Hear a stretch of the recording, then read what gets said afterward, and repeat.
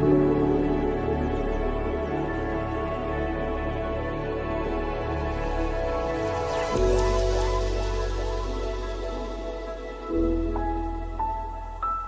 check. Hey, how are you? Richard, what's going on, man? Yeah, I'm just getting back from I went to like a spa hotel in the past 2 days, sort of maybe 2 hours travel time from where I am, and that was pretty fun. And then, but I was just getting back today, and like it's kind of funny because I took a bus and then a train to like get there, and same like on the way back. But the bus, like it was like really raining and windy today, so like it was like an hour-long bus was the first like leg of the trip today, and like there was like a tree that fell down in the road, and so the bus was like delayed by like 40 minutes, and then I got on like a train and like sat there for like 2 hours, like sort of coming back, and randomly like I almost forgot that we were meeting today. And then, like, I just took a shower, put on my clothes, and I was like, oh, it's almost 5. I was like, hey, it's Tuesday. And then I just jumped on, and so it all worked out at the end. Yeah. Did you bring your wife to this? Yeah, me and her went out there. Okay. Yeah, it's cool. It's not, it's just like it turns out they have like a restaurant, a hot tub, like an outdoor hot tub. They have frisbee golf, actually. We didn't know there was going to be frisbee golf, but we could like borrow some frisbees. So yesterday we played like 8 holes of frisbee golf. It was like both of our first time, and then we sort of just alternated, like sort of there's like a 2-mile hike that they had like in the woods, so we did that, and we sat in the hot tub a bit. We got a cheese plate at the restaurant, and that was all. It was all just, and then it was like on the way in we had to take like a train for like an hour and then a bus for an hour to get there.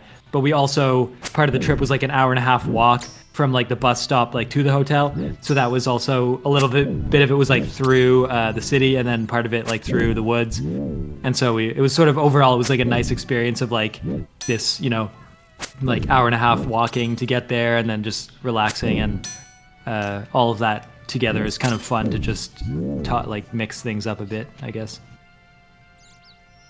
Yeah, so kind of reminds me of the Bear Mountain Spa near where I lived in BC. Oh yeah. So yeah, like just 10 minutes up the mountain, there's a spa with an outdoor pool, outdoor hot tub. Summer times they got parties. You can go for a hike around the mountain. Tons of restaurants. But yeah, just a hop, skip, and a jump away from my place.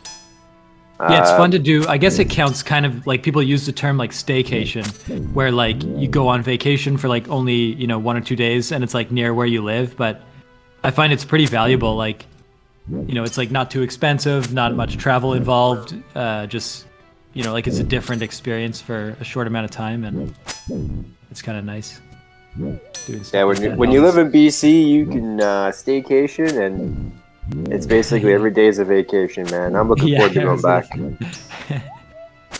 Yeah, at some point I think I would like to move back to Vancouver for a bit, and if people are in Vancouver, you can go up to like Whistler even in the summer, and there's lots of hiking and stuff there. Yeah. And it's nice, like in a place that's like technically the off season, like when it's not like the summer or the winter for like a ski resort. If you go like in the off season, there's like no one's there. There's like good deals, but like there's like no one ever is in the hot tub. But it feels like you're the only person there, and the price is cheaper just because like the main activity, whatever it is not on at that time. Like it isn't really hot or really cold. Then people don't seem to want a vacation, so then like you can just use all the amenities just for yourself.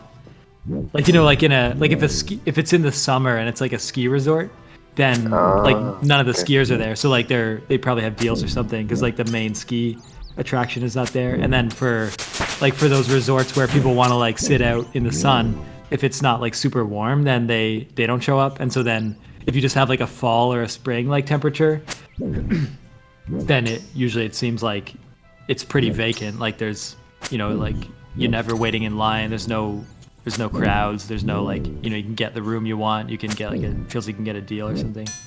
I always like that, just finding my own, like sort of making my own plans, doing my own thing, and not like joining these crowds or mobs like that are all wanting to do like the same thing at the same time. Mm-hmm. Yeah, I went to another trip I did was like I went to Niagara Falls in like the off season when it was like a bit cold, a bit rainy, and like I don't even know if the falls like I guess the falls it may have been winter. I think the falls were like on, but I guess the boat stuff was like not running because it was too cold. But that was fun because yeah, like when no one's there, you just can do whatever you want, and there's no crowds or anything, and like stuff like I just remember they were selling like chocolate strawberries, but they were like super discounted because no one was there. So like you could just Yum. buy like a like usually chocolate strawberries are like pretty expensive, but you could buy like a dozen of them for like a decent price and just eat like eat a ton of them. And it's kind of fun to do stuff like that. Just taking advantage of the fact that like they still want like business, but there isn't like the crowds that there's no crowds. It's kind of cool. You could buy those at Costco, dirt cheap. Chocolate Frozen. strawberry? Yes. Yeah, you can make Yeah. chocolate strawberries pretty easily too. I've tried that before. I know, but even better, frozen, ready to go, man. Anyway, I don't buy that kind of stuff because I'll probably eat it all. Yeah, No, I do that too. I will eat it all. I will eat it all. I think So I always do. I buy a bag of chips because Ben comes over every other Wednesday to watch anime, and I gotta, give him the booze and have the chips and all that. Like that's the ritual. It's a sacred tradition that's been going on for 5 years at least. Yeah. So I have the chips, and I'm so tempted every time I see them to open them up just a little bit, just to taste it, but I can't because I know there won't be any chips left for when Ben comes. Yeah. That's a good system, like knowing rationing for the eventual arrival. Yeah. And it's a big bag because it's from Costco. It's like the cod something chips. I don't know. That's the brand. They're not like fish chips or anything like that. But so he goes home with the rest of the chips for the next week because I can't be trusted with them. Yeah. But then does he bring them back? No, we finish it. Oh. So we But the leftovers. between two of us, it takes us 2 weeks to crush a big bag of Costco chips.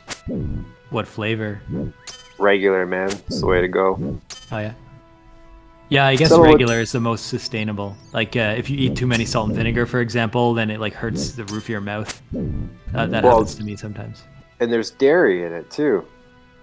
In salt and vinegar? I kid you not. It says contains milk. I was like, how the fuck does this contain milk? It is salt and vinegar and potatoes. Like, what? So yeah, I don't touch those now. Dairy's off the menu. Should have been off the menu for a very long time, but I thought I could do it, and then my body was just like, nope. Histamine built up and led to some issues. So yeah, no, but thanks for sharing. What that you went on that trip. I'm looking forward to my vacation to BC, and I'm going to Sweden in May for work. Oh, cool. Probably already mentioned this before, but I'm really looking forward to getting out of the military. Yeah, and then Sweden, that sounds interesting though. Like in your last however much time you feel like you have left in the military, going to Sweden is a nice opportunity. Yeah, I'm taking advantage of all the perks. So yeah, I'm in Worlds 301, getting harassed by a hobgoblin apparently. I'm trying to kill the giant. So this is like, he's like level 107, and I'm trying to get the rune kite shield from him that drops. Super low chance, but he's a beast. So I have enough food to be able to take him on one more time, because I have like the best food for free to play, and I have like everything that I can get before that shield because I'm Ultimate Iron Man. So I had to like earn every little thing that I have to take this fucker on, and he hits like a truck. So you gotta have like this projectile on with your faith, which is like a level 40 faith ability. And then with like the best food in the game, I think I got 12 of them. That might get me through this battle. It may not. The second best weapon, the best armor. This guy still beats the shit out of me. Like, it's ridiculous. That's the only way I can get my my kite shield, because I can't trade or buy. So you're in 301. The lowest world I see is 302. Yeah, I'm in 301. I don't see ouch. it for some reason. I don't see 301. Hold on, I'm I guess for now, hyper-focused. I'm I'll just hyper-focused stick right in, now. stick in my world. I'm So taking what's this what's your bugger prediction? on. Are you gonna win this battle? I don't know. He already got me down from 61 health to 26 in a couple hits, man. Like, he's a beast. And what have But, you done to him? What's his health? Fucking 1/5 done. Oh, yeah. Holy You got- shit. Do you have wine now? No, I'm eating fish. Uh, He's just like ripped through almost half my food already. I don't know why he's hitting so hard. Something's wrong. Like, his lowest hit is 10? 20? Okay, something's really wrong. and they stay the same, eh? No matter what. Like every time you fight him, he would have the same stats. No, Yeah. regardless of your stats. Yeah. Yeah. Yeah, he's hitting And you're way saying too like hard. you were saying that you're close to like the best possible loadout. Yeah. The only other thing I can do is fight the other major boss to maybe get the square rune shield. How is he hitting so hard? You just hit me for fucking 20 again. At some point, I would consider that like they want to push you towards like a paid membership, and so I wonder if it's kind of that situation where like they're trying to wear you down so that you'll just go paid to get the better equipment, like like sort of a Candy Crush That's system. part of it.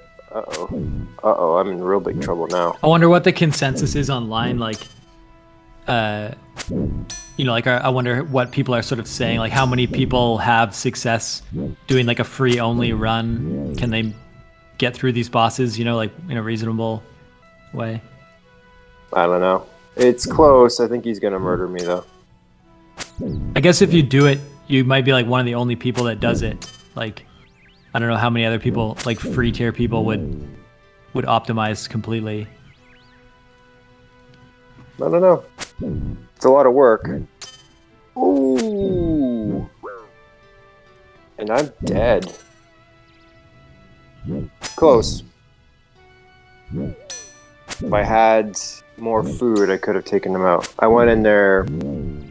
So my first run was lucky. The fact I beat him so quickly, it was just, the roll of the dice. That's what that tells me. That sucks. Ass. Oh, so you have beat him before? Twice total, yeah. Oh wow. He just But murdered that's- me. So I guess it comes down to like just the random, like who does what damage when. Yeah, I've never seen him hit that often, that hard. He just chewed through all my food quickly. And the problem is like, the swordfish they're pain in the ass to get too. So you have to go to a remote island with a tinder and a couple logs, and then you have to with a harpoon too. Then you have to harpoon in this very specific spot. I think there's only one spot in free to play. And then you catch what you catch. It takes forever to catch something, and most of the time you're catching tuna, because you can catch tuna or you can catch swordfish in that area. And then so you're catching 4 times out of 5 you're catching tuna and dropping them. And so when you finally get a full load of swordfish, and then you cook them, and then half of them fucking burn. And you gotta drop the half, and then you gotta refish the swordfish. And it's just like, oh my sweet Jesus. Yeah, you were trying to get your cooking level up. But I guess we had found that like I guess like the maximum cooking level, which is takes a while to get to. I think you have like a pretty good chance of not burning. But Yeah. I guess it matters much more. Like if it's so hard to get those starfish, then you would want to not burn them. Whereas like for cow steak, for this raw beef steaks, I don't really care if they burn because they're pretty easy to get. Yeah. No, I had some good RNG when I was cooking the fish. My goodness, because like I had a full inventory and only burnt like 4, but then you're trying to cook those other 4. Anyway, it's a pain in the ass to get the food because if you're chugging wine while you're slaying the giant, you're gonna be not hitting shit because you're gonna be so drunk that you have no attack. So I mean, if you're leveling up like training, then wine's the best way. It's the quickest way for Ultimate Ironman. But if you actually want to take on a boss, you got to get the right food. Yeah, I couldn't. The only thing I could have done differently was just had more food. If I had more food, he would have been toast. And I wanted. So what full is? tilt. I didn't hear if you explained it, but like, so fish is better than alcohol. Is that the consensus? Swordfish. And Cooked swordfish you get at you can start Well, what's fishing. better than swordfish then? I don't think there's anything better for free to play. So swordfish you can get at level 50. So pretty much like there's almost nothing you could have done differently facing this guy. You just gotta more like food. chance it. Well, more food, yeah. That's the only thing I could have done. The longer And there's I no can, way. like, There's no way to improve your inventory space. nope. Huh. No. That would be interesting. Like I feel like if you could walk into the fight with like nearly as much swordfish as you wanted, like however long it took to accumulate, if you could just have like twice the amount of inventory size and you could sort of collect more health potions and hold more at the same time, that seems like it would be quite a game changing advantage. Like the inventory space is so like almost limiting like in this game, I guess. For free to play, I think there's like pouches and stuff you can get if you're a paid member. But again, I'm not, so it's what it is. Yeah, no, I mean, I have all inventory slots available except for 5. So I have 5 slots that are committed. The keys to get into the giant boss fight, my rune pickaxe, law and nature runes, and my stack of gold. So, even the keys to get in take up inventory. That's funny. yeah, and I always have those until I get the damn shield. I'm gonna have those keys. Yeah. I guess That's like good. I guess if I think we tried. Oh yeah, I think we found that I couldn't drop stuff for you, but you could drop stuff for me. Was that what we found? So that means like you could. It's not like you could have a friend like enter with you and then you drop your key. Well, I guess you could drop your keys and give them to me, but then there'd be no way for you to actually then pick up extra food unless if you like went to the door, dropped the food, and then we both enter. Then I take the keys and you pick up the food that you had earlier dropped. Maybe then you could have like avoid having the keys take up space, but that would be like chancing it because the food might disappear or something by the time you get back. If I drop anything and you touch it and pick it up and drop it, I can't pick it up again. And I don't know. I don't think we ever saw like, does stuff that we drop disappear? I guess it does after a certain amount of time.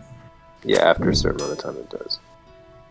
It's all good. Well, I guess then, either way you'd lose the keys because if I pick up the keys, then you could never pick them up again. Exactly. Can I even drop them? Drop giant key. Oh, I can drop them. I do not want to drop the giant key. They're a pain in the butt to get. So I got all my shit back. No problem. Yeah, that's a very simple... So I can beat this guy. the idea of like paying a subscription fee for stuff is, I feel like that's a payment model that really like was invented like in our lifetimes. Like when we were younger, everything was like a single payment, and then there was a point where almost everything now is like a subscription fee like option, or like mandatory subscription fee. And I feel like our generation like didn't really like adjust to that even yet. Like I still feel like I'd rather pay like a one-time fee for unlimited use of something than like a recurring fee. Because as soon as I start paying a subscription, I feel like, well, what if I just happen to not play for like a month? Then I don't get the money back, you know, like if I play, it becomes worth it. But like, you know, then I feel like, oh, I have to play like every month or else what was I paying for? Kind of like right now I'm in that situation with a cell phone bill. Like I have like 8 or 16 gigs of data like for cell every month, but I'm always on Wi-Fi. So I'm just like paying for the option of using that data if I wanted to, but I never do. And so it feels like, you know, it feels like a weird situation. Yeah. But then for software, it kind of makes sense because like it seems like these like old school RuneScape devs, they're constantly modifying and patching stuff, and it's a cool, like I'm sure they're paying for the servers and everything, and so it's kind of neat that they're doing work. So if I wanted to go beyond that free tier, like right now I'm totally fine just killing cows and gaining the occasional level, and that's good enough entertainment for me. But if I wanted to go further, I would almost see like paying for it as like supporting a game that I enjoy, like just, you know, giving money to people to pay their salaries to, you know, maintain this game. That's how sort of how I would see it, like a donation almost, and then with the extra perks and stuff as like a reward. So I feel like my mind is sort of, for some things I enjoy like feeling like I sort of like feel like the thing I like is going to continue because I'm supporting it constantly, rather than if something is free now, I get kind of suspicious that like it'll just go away suddenly or something like that. Well, with this game and other games I've seen, they have like a free to play, and then they have a subscription, and they make it almost like, so in Elder Scrolls Online, if you don't have a monthly subscription, then all your crafting items don't get put into a crafting bag. And there are like tens of thousands of different items that you can get. And so, and then if it's in your inventory, it's a stack of 200. If it's in your crafting bag, it's a stack of unlimited. So if you have 4,000 tomatoes, which is when you play for years, you get that amount of food. Yeah, that's a lot of stacks if you wanted to keep that in your inventory. And inventory space is limited. Costs a shit ton to actually upgrade it too. Yeah, so that's how they get you. If you don't, I could, because I have all my inventory is unlocked. I paid millions and millions of gold to do that. I have 18 characters, which is, you know, I'm not flexing. I'm just saying, like, I could, with all those characters, and each of them have like a inventory space of 210, plus a bank of 400. I probably could, at this point in time, get away with not having a subscription and still being a master crafter. But yeah, man, like the inventory spaces, that's how they get you. So if you don't pay that subscription, then you're kind of fucked. Yeah, I guess if I feel like some products are worth it and some are not. Like some things sort of like abuse the subscription model to like drain money from people when they don't have to. Like the worst example I heard was some car company is gonna charge like a subscription fee to have heated seats. And the way they do it is like the car has the ability for the seats to be heated, and they just like turn it off with like a software lock unless you like pay the subscription fee. Then they like unlock the ability for your car to have heated seats. And so it's really like you pay for them to install the heated seats and have that technology in the car, and then you pay for the electricity like that the car uses to heat the seats. But then they also want you to just pay them money for them to not turn off that ability. which seems like very questionable because it doesn't cost them anything. Like it's not like there's a monthly charge to them for your seats to be heated. You know what it is? So that seems like an extreme example. Yeah, just because they can, I guess. It's absolutely fucking ridiculous, and they better not get away with it. That's what it is. So if you have to pay to put the heated seat in the car, it's fucking ridiculous. If they pay to put it in, and they can just make up numbers at this point in time, but they could say, okay, we're going to put the seat in, no extra charge to you. We'll charge you a subscription if you want to use it, and we'll maintain it. I can see that working. But they're just going to say that they paid for that upgraded seat in the price. Because you have your base model, you get like non-heated seat, and then heated seat difference is $5,000. Let's say, I have no idea.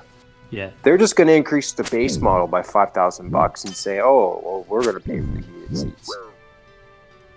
Yeah, I imagine they would do something like that, or like even in the best case, it's like maybe you do save like $5,000, and instead you pay like $50 a month subscription. I'm sure they've worked it out so that like over the life of the car, you'll end up paying like more money in total than you would have if you just like paid, a fee right out of the gate. And so it's sort of like a tricky way of getting you to like pay more without like realizing it, because it's like they're getting money every month instead of just these one-time payments like when you buy the car. Crazy, and that's man. Kind of If that actually goes down, that's nuts. It's just like Netflix, and you can't have remote accounts.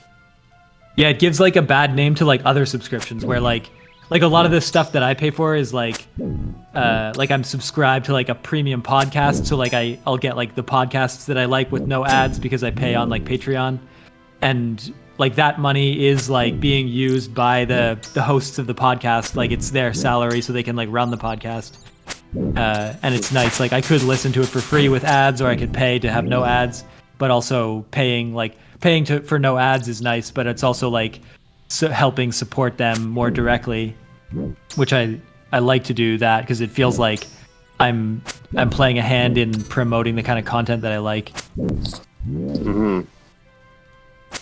I would rather not pay for anything if I could help it, but just mooch off people.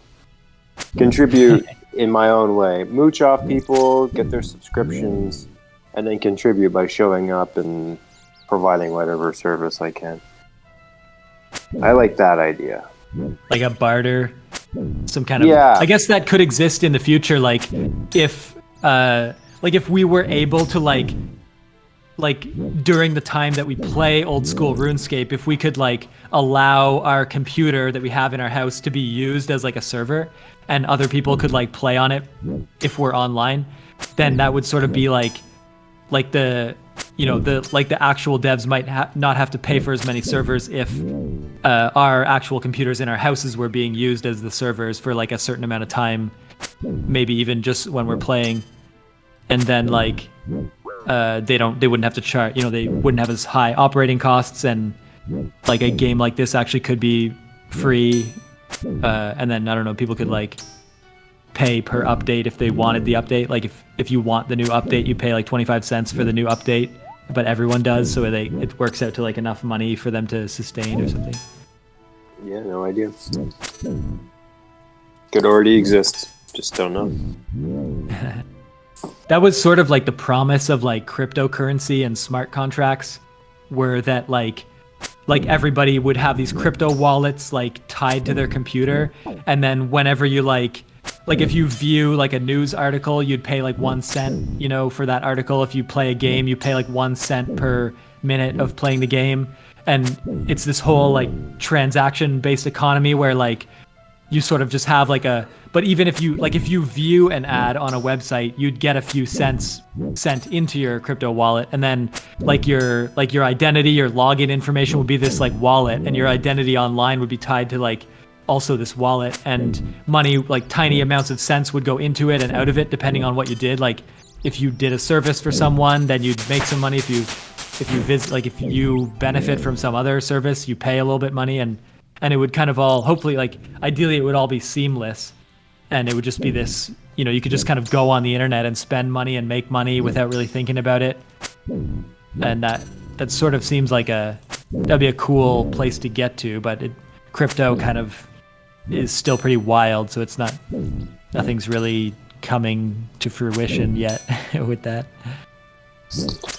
Yeah, all I know about crypto is that I have not made any money on it. I have lost money.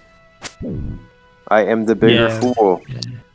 I got on. I still feel like I'm proud to hold crypto because I support the general like philosophy of it, even though it's not doing so hot yet.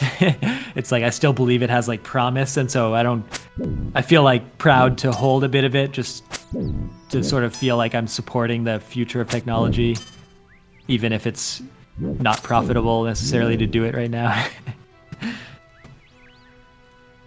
Yeah, well, I bought basically mid-pandemic before it got to the top, but like not where it is now.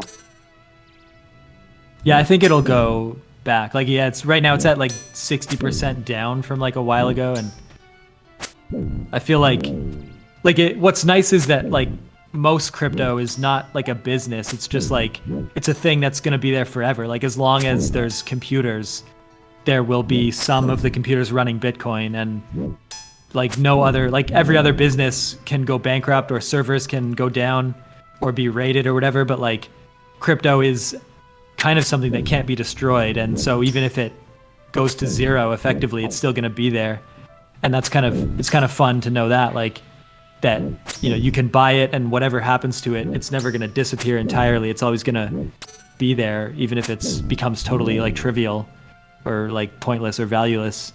Like the money we hold in crypto will still be ours until someone like cracks the private key using like a supercomputer or something in the future.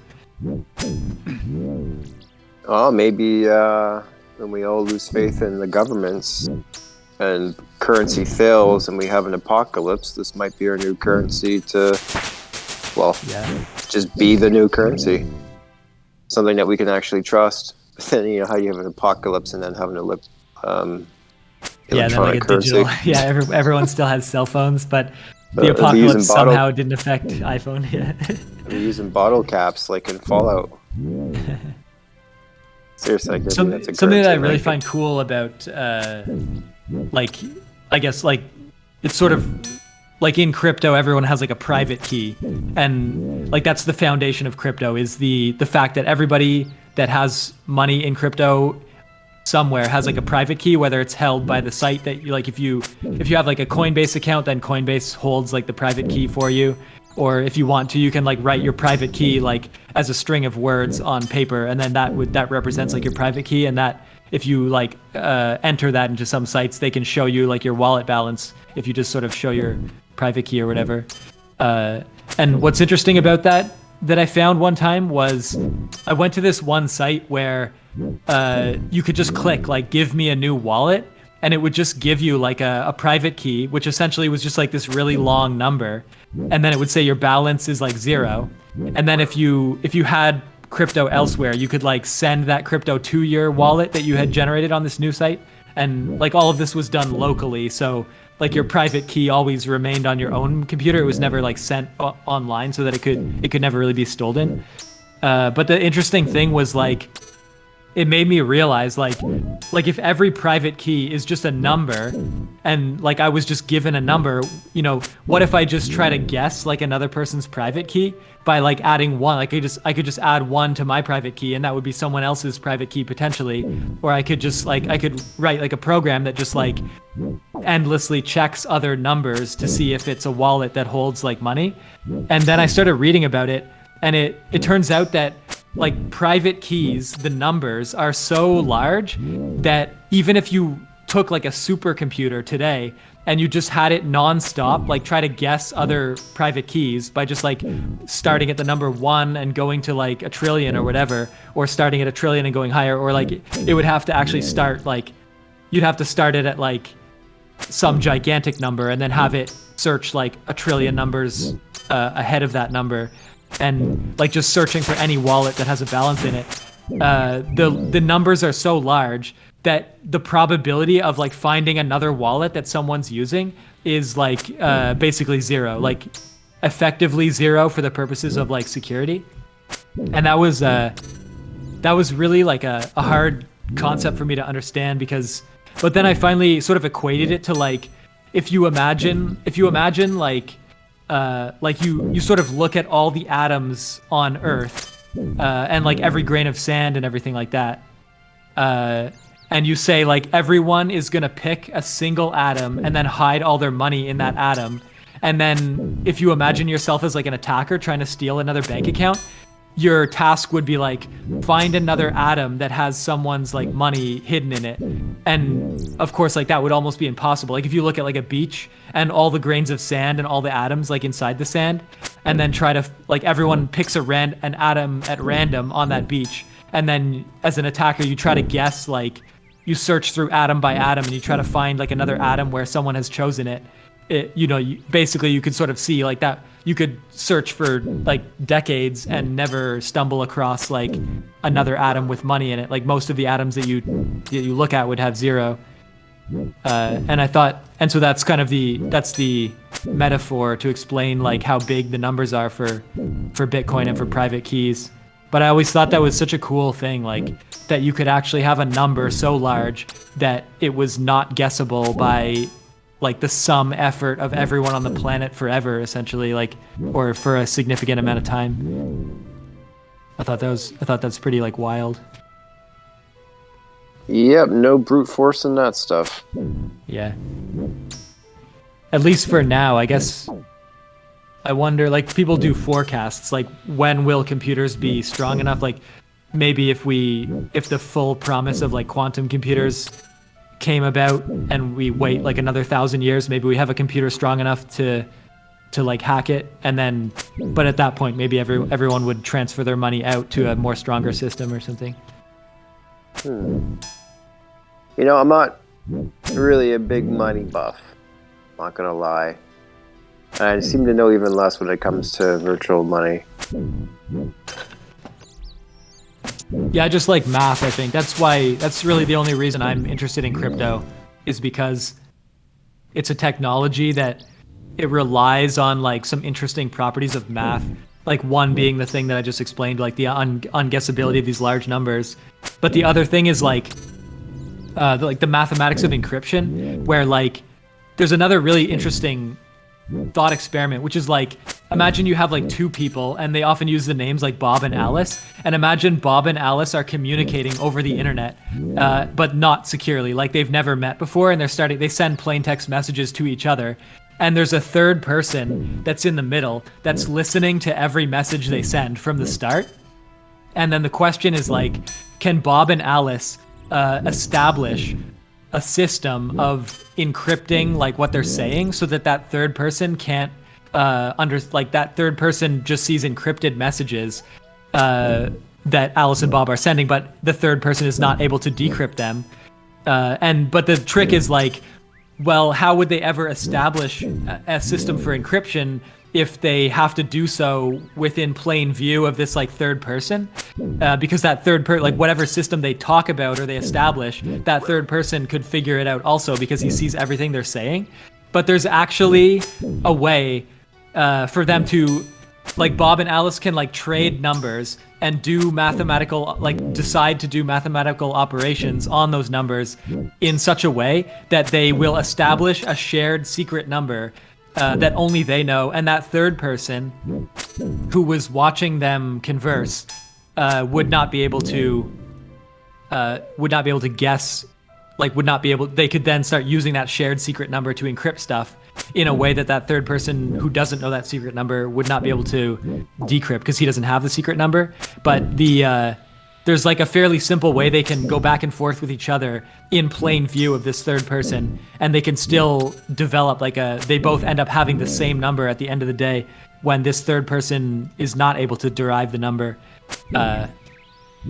And that's another cool fact as well, because you'd think it's almost impossible, like, you know, like that third person saw everything they said, so why can't he also get the number? But it comes down to like like it's, I guess I won't go into it now, but it's like a fairly like, you can actually describe it as mixing paint. Like Bob and Alice choose like a color, and then they both send their color to each other, and then they mix it with like a third color, and then they trade like that mixture of colors, and they can sort of like figure out what the secret color is by mixing colors in a certain way, but the third person is not able to do that for whatever reason. Like there's pretty simple videos that like show it. Yeah, I'm not gonna be able to explain it here, but that's also another fascinating idea that, I guess all that to say, like there's some pretty cool mathematical stuff that exists, and then gives rise, like that's why crypto is able to work, because of these mathematical things. And I don't really care too much about crypto, but I really like the fact that like math can be used to exchange like secret information and allow one to like have a wallet that other people can't guess, the private key for. It's pretty cool. So those two people that are communicating with that third person in the room, do they know each other? Like they've never met in person, and there's no need for them to know each other. Like there's nothing. I'm asking for a reason, and that is like if they could just say make up their own encryption key or decryption key by saying like, how old is our dog?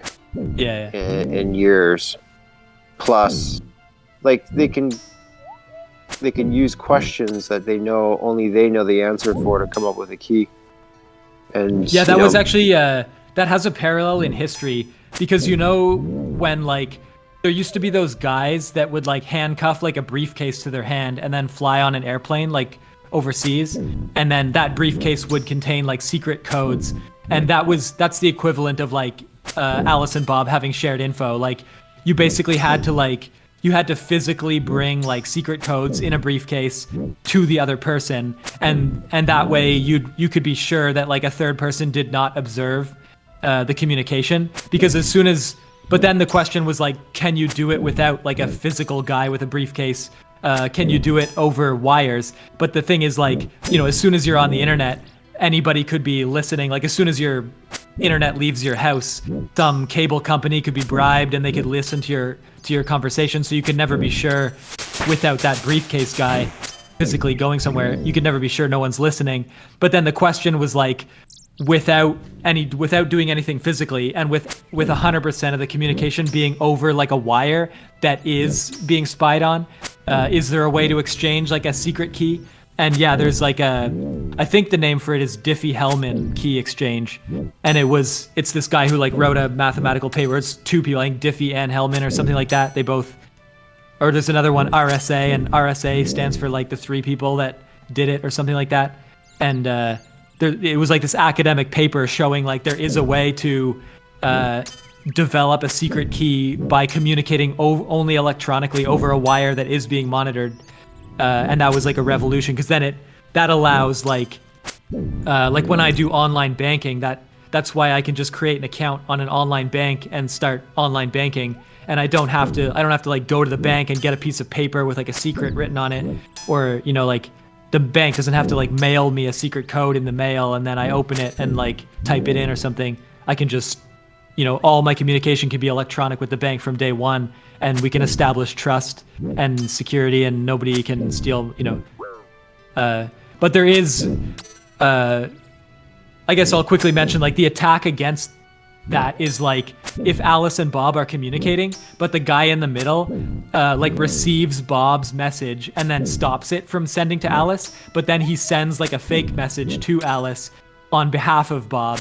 And so Alice and Bob think they're communicating, but the guy in the middle is like receiving and resending all their info. Then he can, if he's there from day one, he can lead Alice and Bob to believe they're communicating with each other, but he can actually like fake everything and keep all the data for himself. And that's like a problem actually, which is they had to do some other things to like solve that basically.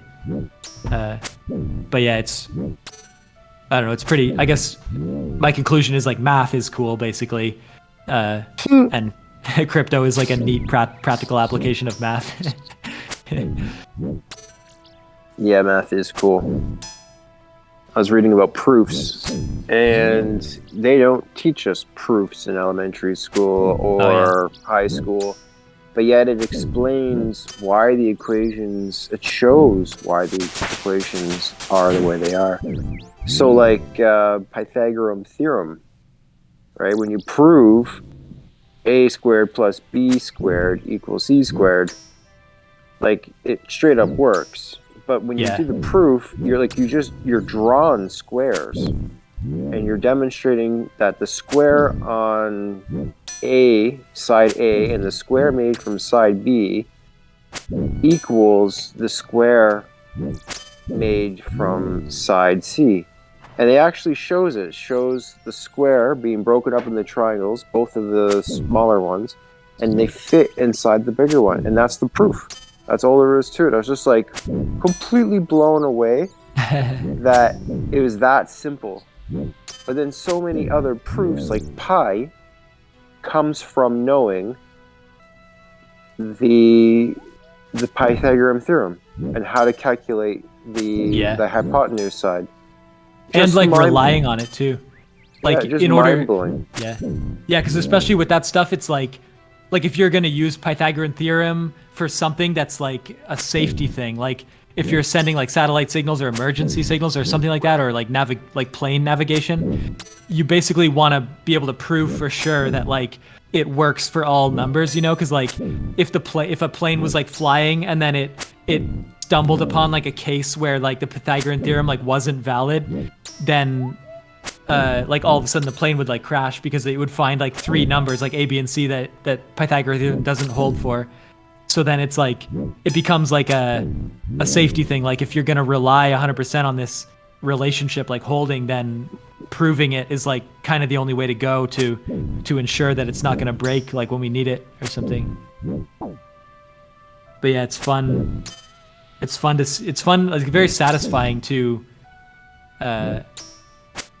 sort of know that something is true for all things in a certain case, and then just be able to rely on that. No, I think you need a special mind to come up with proofs. I have a really hard time. It took me like... There's strategies to do it. I never got really taught very much in school, but we did a few like very basic proofs and we covered like some strategies for proofs. Like the one you're talking about for Pythagorean theorem is like a geometrical proof. Like it's using geometrical shapes to prove something visually. And then there's also like stuff like proof by contradiction, where for Pythagorean theorem, you could say that like if the thing that we want to prove is that A, B, and C, like if Pythagorean theorem works for like all positive integers, let's say, and we want to prove that, then you can do a proof by contradiction, where you can say like, let's assume that there's three numbers like A, B, and C such that the Pythagorean theorem does not hold true. And if we can prove that it's impossible to find three numbers that it doesn't work for, then we can say that, well then, because it's impossible to show that it's false, it must be true. And that's another like starting point that you can try to go for in terms of like a strategy for starting to try to find a path to a proof. But yeah, what's your theory then? Why do you believe you wouldn't be good at proving? Maybe you could do a musical proof. No idea. I wonder if there are any proofs that rely on music. Like what? I wonder. I don't know. I don't think so. Proofs that rely on music. Yeah, I don't know. That'd be interesting. It looks like there's a bunch of worlds that are offline. Yeah, 575 was. 301's gone. Where am I? I'm in the tropical island with a bunch of people harpooning swordfish, and sometimes they drop a fire for other people to use, including themselves. And I'm like, that's actually quite smart. And so like we kind of each carry 1 or 2 fires, and then support each other with our cooking. It's like a utopia. It's a fishing community. I've never seen this here before. I see it at the barbarian village. Oh, there's a fire. Yes. Don't go out. Don't go out. So I just teleported between worlds, and then eventually I came across some people who are cooking fish. Oh, shit, I just burned 2. 3. Holy fuck. Come on.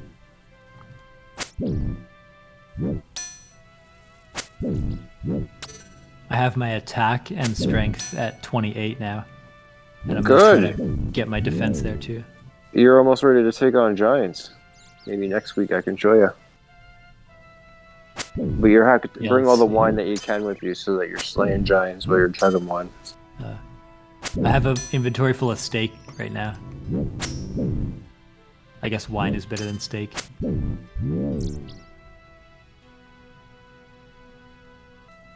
So I just got a ticket for the hippie event. Is it a? Is this event like? Because there's like satellite burns or something for. Yes. Like when when Burning Man takes place, there's all these like satellite burns. That's what this is, yeah. Or whatever they're called, like something. They have some kind of name, sideburn or something. This is a sideburn. So yeah, I would like to get involved. I want to get more involved with Burning Man, but I'm afraid to go to the actual thing or even a satellite burn. I don't know. Maybe I want to start like online. I want some way of like attending like an online thing as like a warm up. You just gotta go in, man. You just gotta go in bare. That's what I'm doing.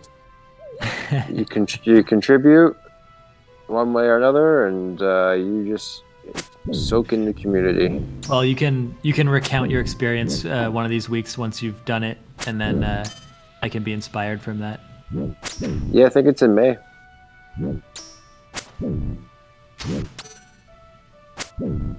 This guy's hovering around. Why is he hovering around? Oh, he is. Oh, he's going around on skis. On a tropical island. Yeah, that makes perfect sense. He's dressed like death too. That's funny. What a sight! You got death going around on skis on a tropical island. Is that wonder if that's like symbolic somehow? Oh. Like, isn't a tropical island like where people go to retire, and retiring in some sense is like death? And what do the skis have to do with it? I wonder. It's weird. He's on a tropical island skiing around. Maybe that's where death goes on vacation. Yeah. Was skiing on a tropical island. Wow, that was actually a player. Can't believe that was a player. Why do the skis work though? I don't know. It's a game. Yeah, he's just going around on skis. Yeah,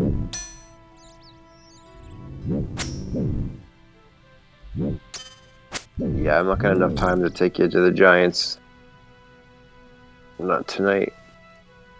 Yeah, I think I'll get I'm at 17 defense now. I need probably another 10 or 11 defense. Then they'll all do the same. Sweet. Yeah, the Giants is, they're for free to play Ultimate Iron Man. Like, you can do it from a certain level to 99. I think you're almost at the starting level. You just gotta bring lots of wine. I should figure out like some way of making money so I could like buy my own wine and complete the circle. Wine only costs 1 gold. But how would I still need to figure out like what, like maybe I could sell cooked steak. Cooked steak is probably like the best thing I can acquire, or wood. I could sell that somewhere if I figured out how to sell stuff. At the general store. I don't even know how to find places. Like, what if I How would I go about like finding where the general store is? Should I just like There's an look that up on a icon. wiki? It's But like a then barrel. It's if I like mouse, a pot. oh yeah, I guess if I mouse over it, it would show me. Yeah. Hey, there's a thing called a wine. Well, that's where we went, the wine trader. Yeah. That's cool. There isn't a shop merchant that you can sell actual stuff to in that area. But you know, your home place there, that castle, there's a merchant just north of your location. Oh, I can search on the map. Nobody else has a damn fire. Shoot.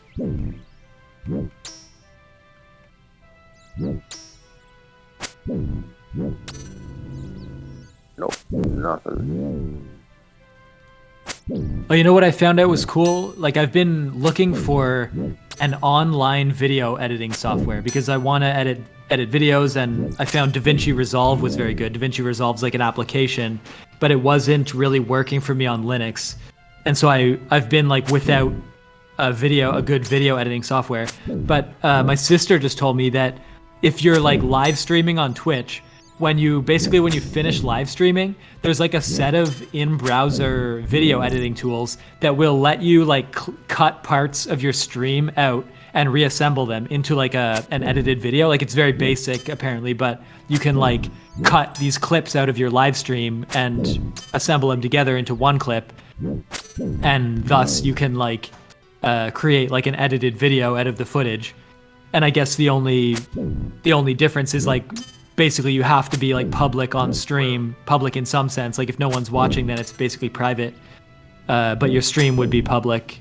Like, your 24-hour stream would be public for a certain amount of time, and I guess anyone would be allowed to like save clips from it or something. But this, I guess the benefit of all this is like, you have this footage that you've taken, you know, because you can use like if you're on Twitch, you can use software like OBS to show your screen and maybe a video game that you're playing and like your face. You can arrange these things visually, like in the rectangle of your stream, and then that footage you've taken while live streaming can then be edited using their in-browser tool. And that's actually something I've really been looking for, is like a way to edit, like record and edit video in a simple way, just by, you know, recording my screen for a while, my voice, my face, and then cutting that up, like cutting out the dead air and putting it together, and then getting that video, maybe putting it on YouTube. And it sounds like Twitch essentially can give you all of that for free, which is kind of cool. So I'm gonna investigate that. You should.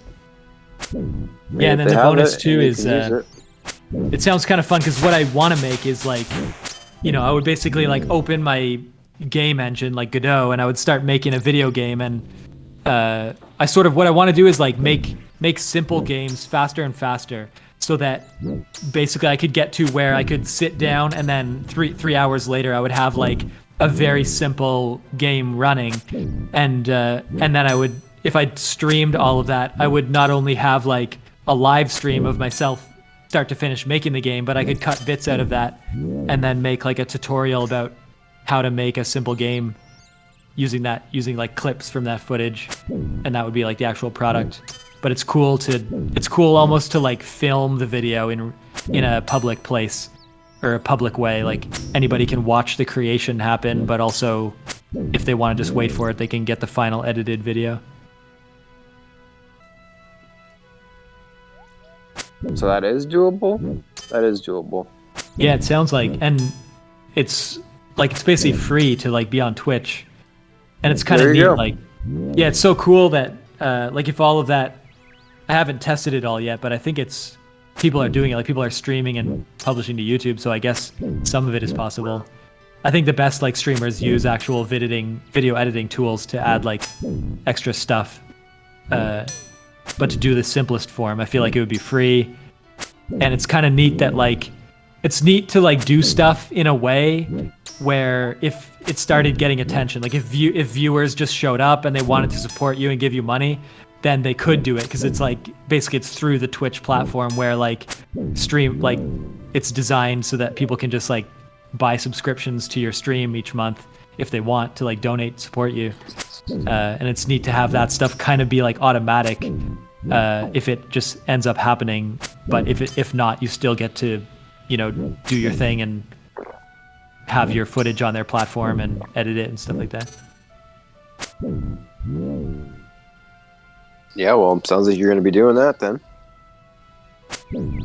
Yeah, it's just it's like another form of content that I'll be interested in creating, because it's definitely the kind of stuff that I want. I just want to see people make simple games very quickly, like in a few hours, and that's kind of the skill set that I want to develop. Is like, I want to be able to create music, draw some art, put it in a game, write the code, and then ship the thing like very quickly, and then also write like a quick story, think of a game concept, and do all of that within like half a day or something. Because anyways, that's what a game jam is. There's a lot of game jams that will run like over a weekend, where people, they try to go from like nothing to a full, nothing to something they can call a game within like 2 days. And then, if you do one of those every once in a while, you get very fast at like going from like initial idea to working product or working prototype or something. And that's kind of fun to just be able to churn that stuff out like that. I mean, fun for you. Probably not fun for me. Yeah. Yeah, I mean, if a lot of game jams are done like in a team, and so like I feel like your skill would be like the music, and so if you joined a game jam, you'd be like the music guy, and then like you'd have the programmer, the artist, and then the music person, and you all three of you would like brainstorm what kind of game do you want to make, and then like the programmer would start mocking stuff up, the designer would drop in like assets into the game, and then they would say, oh, we need music for the level, we need a sound effect or whatever, and then you would, in parallel, you would like make the music, send them the file, they'd put it in the game, and then hopefully at the end of 2 days you'd have a game with fitting music and art, and it would all look very hacky like usually these projects do, but it's kind of fun then to like everybody high fives that they made something at the end of a weekend or something. And it's fun to like work under pressure a little bit like that too. Fun for you. Yeah, no, I hate pressure, man. I'd rather not have any pressure. It's the best way to bond with someone quickly is have some kind of task that needs to be done under pressure, and or if you can get it done, apart. then if you don't tear each other apart, then you walk away closer. If you don't become much farther apart, then you become slightly closer, and that's what it's all about. Yeah. Well, my friend, I guess we're at the end of our time. We're at time. Yeah. I'll see you next Tuesday. That was good. Yeah, I'll see you then. Yeah. All right, man. Take care. Bye.